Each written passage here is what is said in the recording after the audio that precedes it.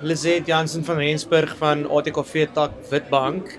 Julle het 'n prys gewen vir die tak met die hoogste funksionaliteit. Baie geluk met die prys in die eerste plek. Baie dankie toe. Ek het nou net toe ons nou vooraf gesels, toe sê vir my julle het op 'n stadium dalk gedink julle voel soos 'n klein minderheid, maar dat dit nou op 'n manier anders is. Ek dink jy sê dat die prys ook, die toekenning, dit eintlik ook vir jou help om dit duidelik te maak.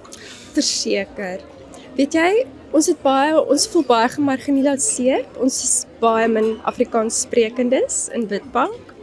So hierdie is 'n geleentheid om net te verstaan wat ons doen maak saak.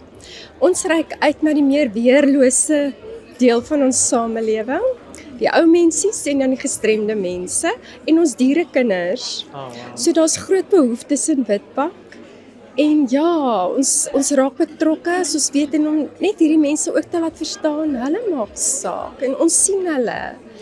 En ja, dit's lekker. Hannes van Wyk sal baie bly wees om te hoor julle reik uit na die diere en die ou mense.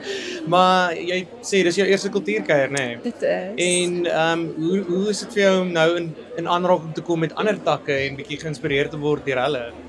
Baie motiverend in die sin van, jy weet, ons hardloop gou uit gedagtes en idees en nou is daar 'n bron van toegang wat onuitputlik is.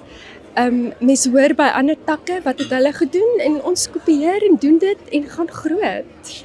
Wel, ek hoop julle gaan groot en ek hoop julle wen volgende jaar nog 'n toekenning. Ek dink julle verdien dit. As julle nou so hoog kan funksioneer, wie weet wat julle in die toekoms gaan bereik. So.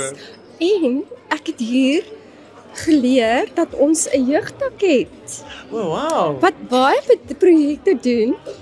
En ja, ons het nou mekaar leer ken en ons gaan nou groot gaan. Saam met die jeug ook. Saam met die jeug, ja. Dis maar wonderlik. Baie dankie dat ek met julle kon gesels, Lizette, en Baie dankie, regtig sterkte vorentoe. Ek hoop julle gaan van krag tot krag. Baie dankie. Ons geniet dit. Dankie.